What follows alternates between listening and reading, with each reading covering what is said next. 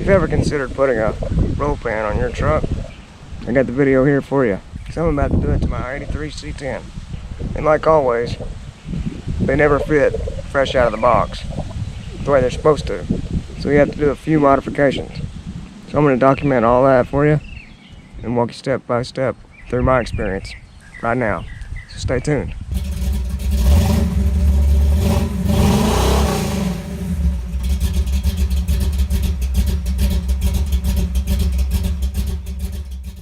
Welcome back, guys. As you saw a few weeks ago, I blacked out the tail lights on my C10, and I think I mentioned in that video that I had a roll pan I was going to install. Well, the weather's pretty nice again, so that's what we're going to do. And the one I got was very inexpensive, and you know, like always when you're doing stuff like this, when I went to install it, it didn't fit exactly the way it was supposed to, so my dad and I had to make a few minor modifications to the truck to make it fit, that you'll see in a minute. But there's really not much else to say about it, so I'll just let you watch as we tackle it.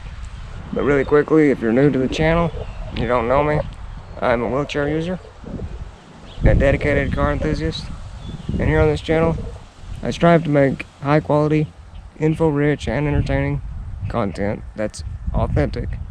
It's primarily based on my past experiences with my C10, and I also document current events with it. So if that's interesting to you and you want to tag along, feel free to hit that subscribe button and turn on bell notifications so you don't miss anything. And I also want to say this, a lot of you new viewers are probably here because of my friend Young Chevy Truck. For those of you that don't know, he's another YouTuber. He's been doing this longer than I have, and he's doing really well. He's also got a square body Chevy. I believe his is a 1984. He actually gave me a shout out on his channel, I think last week.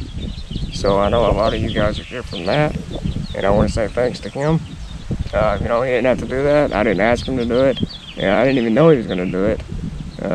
So again, thanks to you, Young Chevy Truck. And like I said, if you guys don't know him, make sure you go on over and check him out.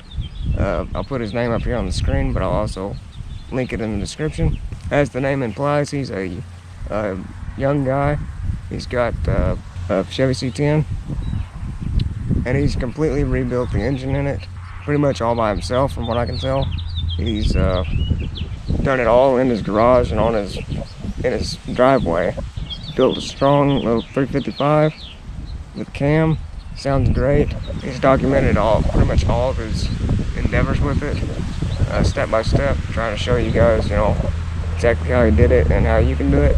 He's the only other YouTuber I know that focuses on these trucks, and one of very few that, you know, focuses on the older first gen engines. So make sure you go check him out.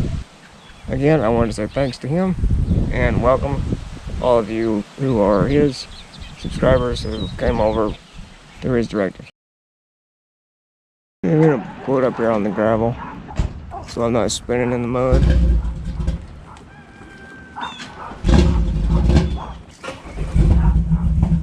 We can get it started. Oh yeah, there we go.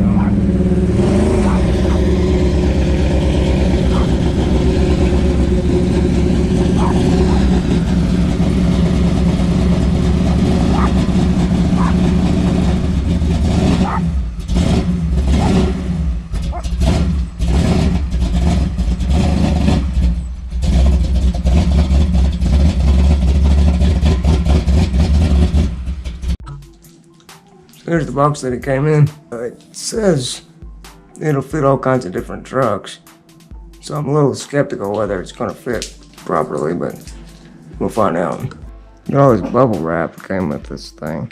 You know, that's the best part of getting new parts, the bubble wrap.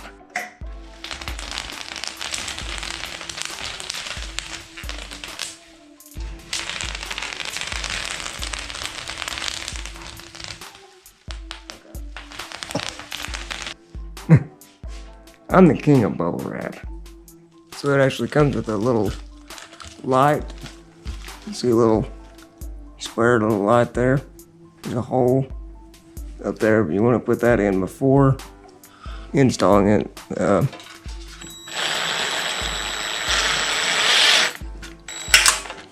Oh. Uh-oh. I think, yeah, it cracked. Okay, so be advised, it don't look like maybe the holes are in the exact right place. So you want to be careful about that. And then it comes with these plastic inserts for the license plate bolts. We're gonna go ahead and take the tailgate off.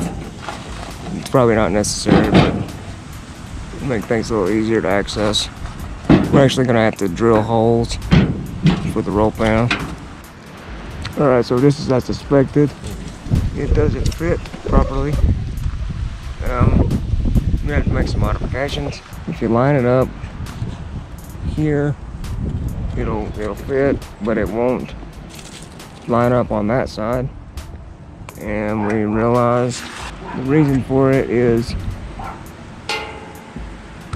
this part where the license plate goes is hitting here, so it's not allowing it to line up properly.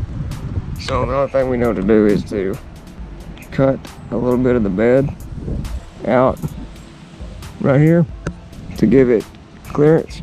We'll see what happens.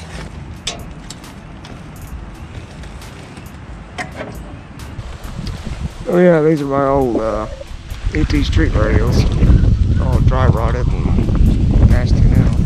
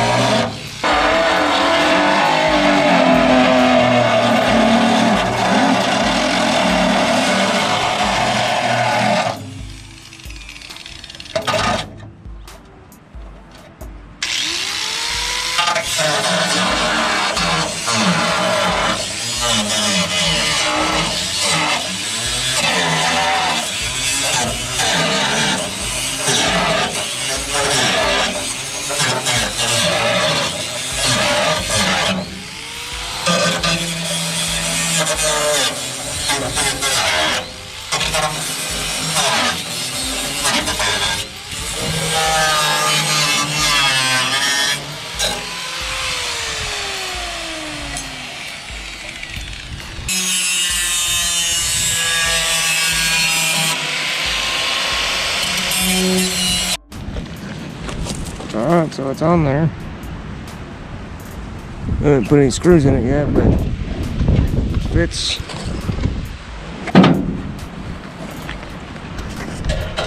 Okay, so never mind, the light will not fit still, so we gotta cut another little gap for the light itself.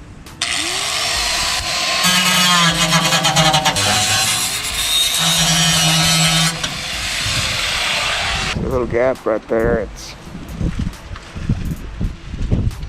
just for the light, so I think it'll fit now. I could have cut the whole, you know, the longer strip higher up, or you can do it this way and just, you know, to keep from having to cut as much of the bed. So see how the rope band lines up with the bed? That's what you want. You want it to do that.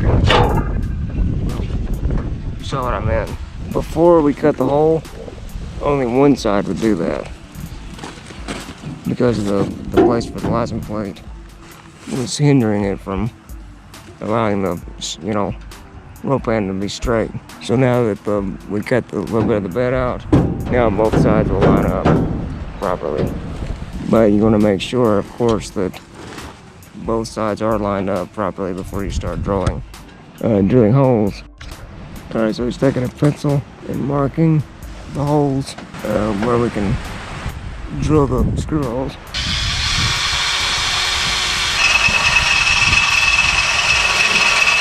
Alright, so we got all the holes drilled. I guess now we're ready to bolt it on.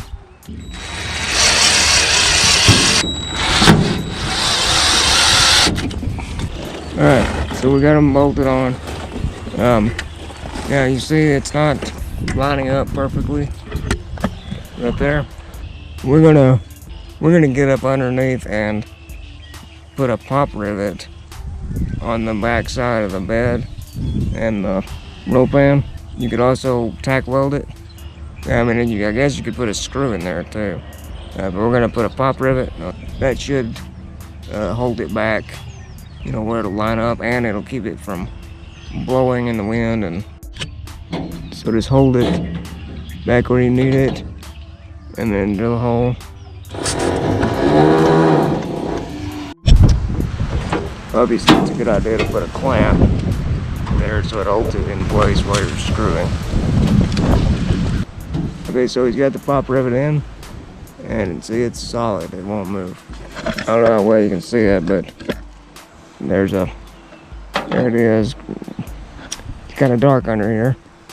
Alright, so there it is. Looks pretty good. We haven't pop riveted this side yet.